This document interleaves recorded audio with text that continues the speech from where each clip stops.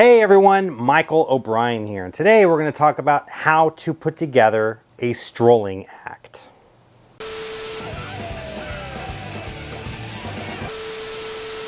Hello my friends, and welcome back to another episode of Advice for Magicians, where my job is to make you the best possible entertainers that you can be.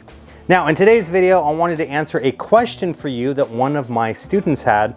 They're trying to put together a magic act and they weren't 100% sure which of the tricks that they're performing that they should put into their act. They're going to be doing a gig. They're very, very good at the magic that they do, but this is their first strolling gig, and so they weren't sure which pieces of magic would be perfect in a walk-around situation. So what I came up with is a checklist for them to complete, and at the end of this checklist, they will know exactly which pieces of magic to include. I highly encourage you to go grab a pad and a pen, and let's go ahead and start learning how to put together a strolling act. All right, so the first thing you want to do is make a list of all of the pieces of magic that you can perform and you can perform well. What do I mean by perform well? Basically, you want to be able to perform the piece of magic from start to the finish without worrying that it's going to fall apart or that you're going to screw the trick up, or you're stressed out or super focused, or you're like, wait, what comes next? Or any of that. It should be a piece of magic that if right now I were to put you on the spot right in front of me and say, show me something that you want to show me with a deck of cards, whatever, it doesn't matter. Something that you should be able to confidently be able to show me without worrying about the trick. You shouldn't even have to really think about what you're doing. You should be able to naturally perform this so that you could focus on your audience interactions, the banter that you're going to have with them back and forth, your presentation, and all of that stuff. So make a complete list of all of these pieces of magic that you know how to perform and you know how to perform well. All right, now I want you to go through that list of all of those pieces of magic that you wrote down, and I want you to look at which ones cannot be performed without a table, right? If the trick requires that you have to have a table, like if it's like a cups and balls routine or like a coin matrix thing, something that you have to perform on a table, I want you to take your pen and I want you to scratch those routines out. When you're doing walk-around magic, oftentimes you're not gonna have a table available. So you don't wanna have magic in your act that requires a table. Now, if you're able to kind of get away with having a spectator hold out their hands and you can set objects in their hands, or if maybe there's a table nearby and you want to set an object down on the table, that is totally fine, right? But you don't want to rely on tricks that you need to perform on the table. Even if you're doing table hopping magic, like if you're at a restaurant or you're at a event like a wedding reception or something, or some kind of maybe banquet room or something like this, you don't want to be performing on the table. And the reason for this is simple. Oftentimes there's going to be plates, there's going to be food or drinks, or maybe some kind of big flower centerpiece, bouquet thing, especially if it's a wedding reception. They're definitely going to have centerpieces at all the tables and things like this. And the spectators are going to be like trying to see what's going on if you're performing down on the table, right? So you definitely don't want to be performing on the table anyway. It's okay, again, like I said, to set things down on the table, or to have a spectator hold something, right? So for example, I perform a chop cup, that's an in the hands chop cup routine in my act. And what I do in order to free up my hands is I hand the chop cup with the ball in it to a spectator. I say, would you mind to hold on to that for me for just a moment? We're gonna get back to that. And then I go into like my card magic and like sponge balls and like linking rings and whatever I'm gonna do. And then for the closer, I go back to the cup and ball that they've been holding the whole time. And then I do an in the hands version of the cup and ball routine. So you wanna make sure that everything that you're gonna be performing in your act can be done in the hands with no table. If it requires a table, go ahead and scratch those tricks off your list now. All right, so hopefully we've started narrowing down your list a little bit. The next thing is you want to find tricks that do not require some kind of long, drawn out story, right? They should be short, they should be to the point, and if possible, they should be modular. So let's go ahead and break that down a little bit now. You don't want to put together a piece of magic that's like 3 or 4 minutes of you talking, and then finally, boom, some kind of magical punchline at the end, right? Invisible deck, for example. Invisible deck is probably one of the most popular trick decks of cards that you'll ever find on the market. It's one of the most powerful routines that you can do. There are walk around versions of an invisible deck, but the way that most magicians do the invisible deck, all right, take the invisible cards out, shuffle the invisible cards, put the invisible card back in the deck, blah, blah, blah, all of that stuff. You need to make sure that if you are going to do something like that, that it is very condensed down, because remember, time is not on your side when you're doing walk around magic. You're not doing a 15-minute set at this table. You're probably going to be there for 5 or 6 minutes, and you want to get as much magic in as possible, right? So doing a long, drawn-out 6 or 7 minutes, only to then have the magic effect be, I spread through the cards and there's one card turned over in the deck, right? I'm just using this as an example for my invisible deck lovers out there. I promise I'm not attacking you. You're more than welcome to do invisible deck while you're walking around. Just make sure that you find a way to make it very short, direct, and to the point, right? A perfect example of a piece of magic that you can do is something that happens, that has multiple magical moments in it, and it doesn't take long to get to the action.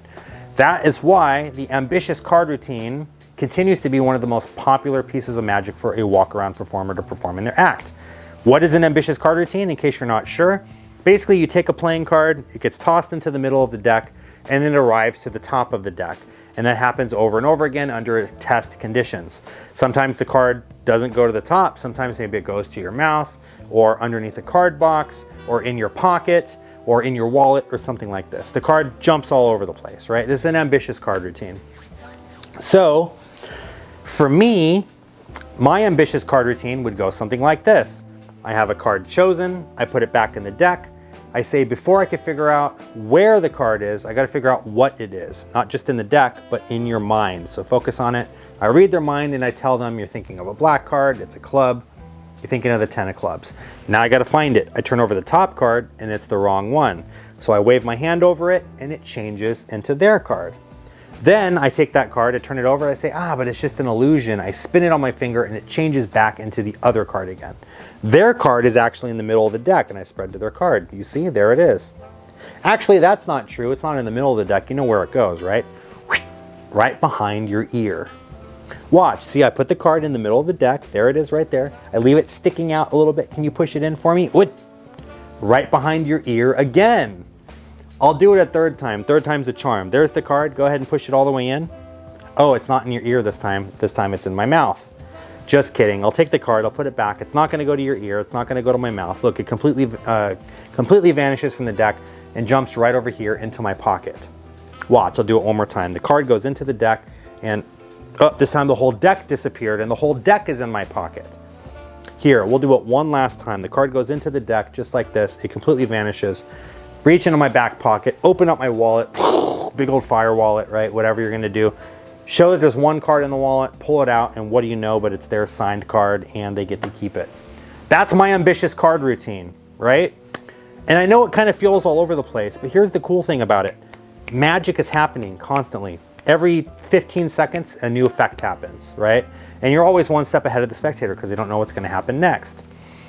And this is also what we call a modular routine. So what does this mean now?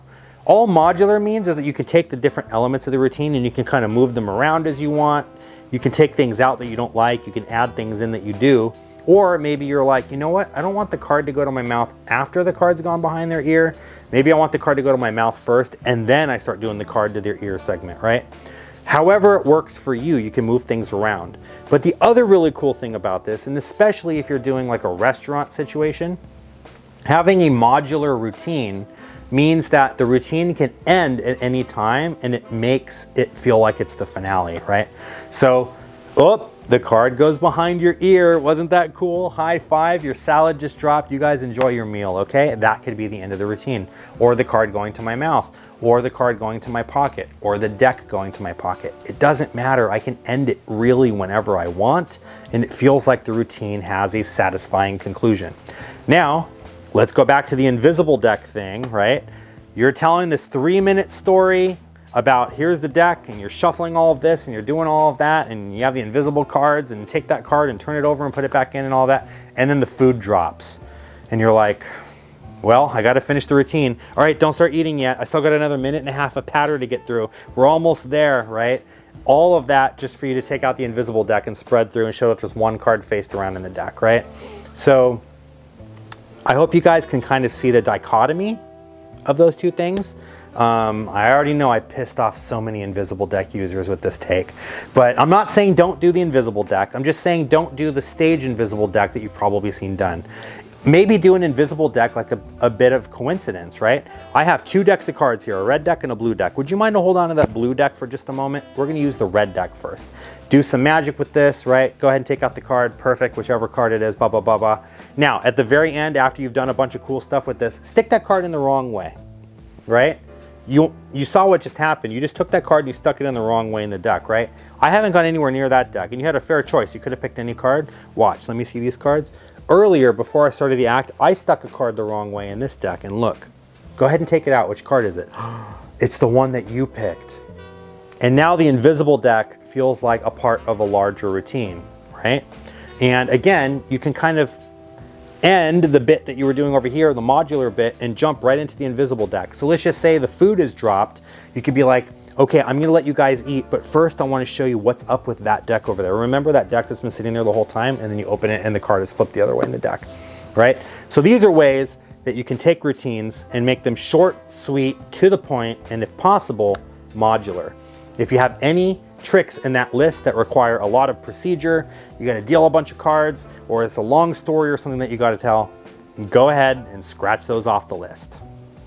All right, next up is these pieces of magic have to have little to no reset, right? What do I mean by this? If you have to set up a deck or you have to set up your trick, you have to go run and hide in the corner and spend 3 or 4 minutes putting this together.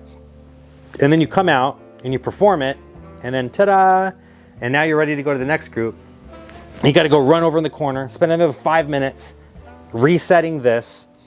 And now it's like, you have an hour at your gig, right? And you have so many tables you need to hit, but you're spending 5 minutes after every table in the corner resetting your act, and you have to do that 5 times. Like half of the amount of time that you're spending at your gig, you're spending resetting your tricks. The tricks should either have an instant reset or a very minimal reset, a reset that you can do while you're walking from one group to the next, right? So for example, let's just say the trick requires that the 4 aces are on the top of the deck. That's easy enough. After you're done performing, you thank everyone, and when you're walking to the next table, you just find the 4 aces, you stick them on the top of the deck, put the deck back in the box, and you're ready to go, right? Or learn how to cull the cards, and you can even do it during the routine, right? At the end, you can cull the 4 aces to the top while you're showing them that all the cards are different. Stick the deck back inside the box, put the box away, go into whatever you're gonna do next, and now it's already reset and ready to go for the next table, right? This is what we call an instant reset. You don't really have to do anything in between tables. It's already reset and ready to go. For me, I performed the sponge balls, and I made sure to routine it in such a way that all of the balls and the purse frame, because I'm using the invisible purse as well, all of the balls and the purse end up in the exact same pockets that they need to be to start the trick. So I have the sponge balls over here in my left pocket. I have the purse frame over here in my right pocket. I go through the entire routine. At the very end, it ends with the balls over here in my left pocket and the purse over here in my right pocket again. So it's an instant reset, right? So if you have to go hide in the corner for 10 minutes and reset everything, you've got your deck stacked in mnemonic, and you hand the deck out at the end to be shuffled, and then you're like, oh, fuck, gotta go stack my mnemonic again, and now you're gonna go run over here and stack your mnemonic again, right? You wanna make sure that you're not doing that. If any of the tricks in this list require that you have to do that, go ahead and scratch them off your list. All right, we're getting down to a narrower and narrower list, hopefully. Hopefully we have hopefully we still have magic on this list that you guys can continue to narrow down. The next one kind of piggybacks off of something I talked about earlier, and this is make sure that your magic is visual. It is something that you should be able to very clearly see and very clearly understand, right? If the spectator's confused or they're not quite sure what's going on or they can't really see what's going on, it's not gonna be a good piece of magic, right? Rope magic is great. Coin magic is great because they can see the coins going across. They can hear them clinking together, right? A coins to glass routine is even better because they can clink and they hear the coin going into the glass. It's more visual because of the audio aspect that you're adding to it, right? Doing card magic is fine, but make sure it's card magic that's visual. You don't want to, you know, do tricks that are wait, was that the card? I don't see what's going on.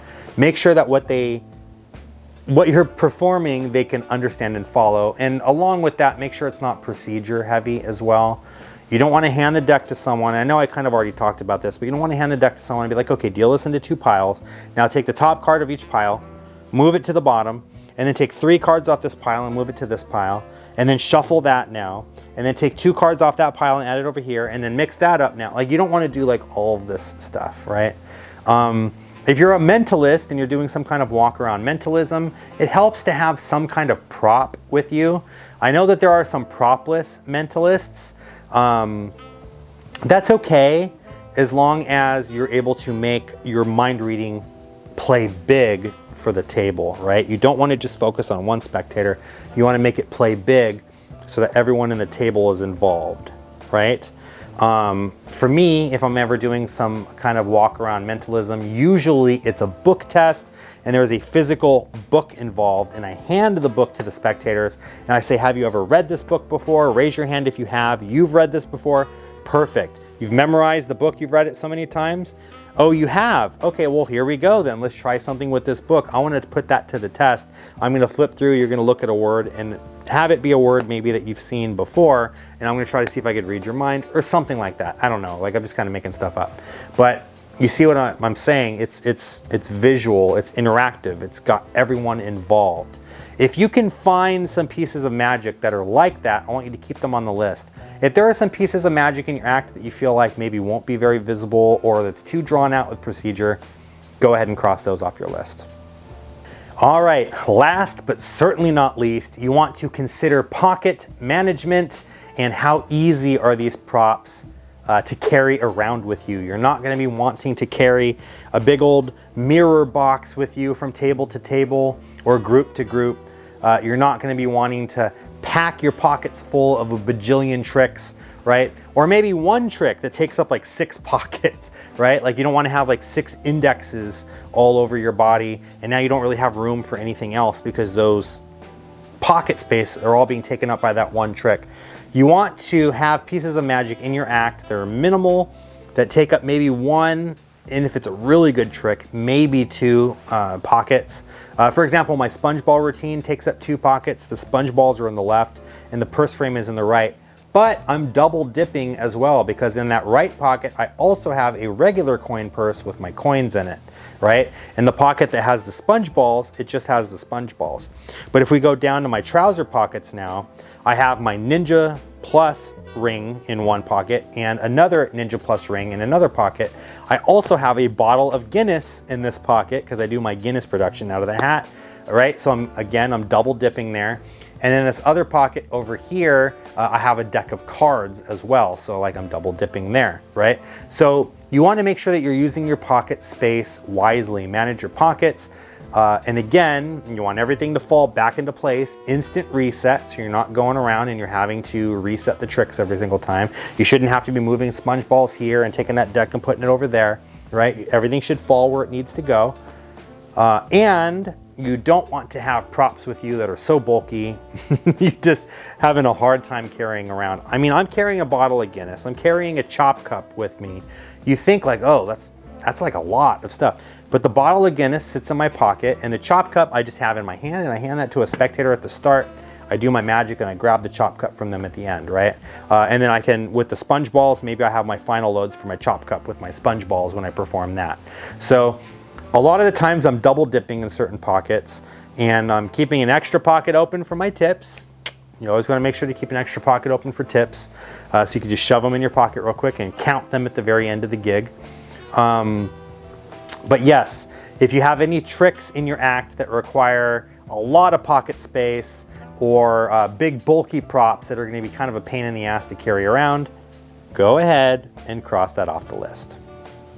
All right, so you should have a list now of hopefully at least 6 to 8 pieces of magic that you can perform well, that have an instant to no reset, that don't require a table, that don't have a long drawn out story, that are pretty direct to the point and modular if possible, pieces of magic that are visual, and pieces of magic that don't take up too much space in your pockets. Hopefully you have all of that stuff right now. And all you need to do now is pick out the ones that you like the best, routine them together so that they all fit comfortably on your body, and now you've just put together a strolling act. I hope that this was helpful for you. If it was, go ahead and click the like button. Let me know in the comment section below what you guys, which tricks you narrowed it down to. I'd love to know which tricks you guys are doing in your strolling act. If you haven't already done so, please subscribe to this channel. I'm going to be putting a ton more videos like this. Make sure you ring the notification bell so you don't miss out on when I upload those videos. And if you want to take your magic to the next level, make sure to click the join button. You become a member for just $1 a month. You get access to all my videos before they premiere, so you can watch them before anyone else does. For $5 a month, you get access to all my tutorial videos. And at the time of making this video, there's over 65 full tutorials in the tutorials playlist. For $20 a month, you get access to my live Zoom sessions. Well, they're not really Zoom sessions. They're actually YouTube live sessions, excuse me. You get access to my live YouTube sessions, these Q&A sessions that I like to call the family meetings. You guys can join me for those. You can pick my brain, you can ask me questions, and you get a whole lecture on the topic of the month. For $50 to $100, you'll get one-on-one access with me. That's where the Zoom sessions come in. You get one-on-one access to me. You guys can ask me any questions you want in a more direct forum, and I can help you guys work on whatever magic you're working on. If you have questions, maybe you want to take your magic business to the next level, become a working professional, work on your sleight of hand, or whatever it is that you're trying to do, you can join and we can get that going as well. Anyway, my name is Michael O'Brien. Again, thank you so much for watching. I'll see you guys in the next video. Take care.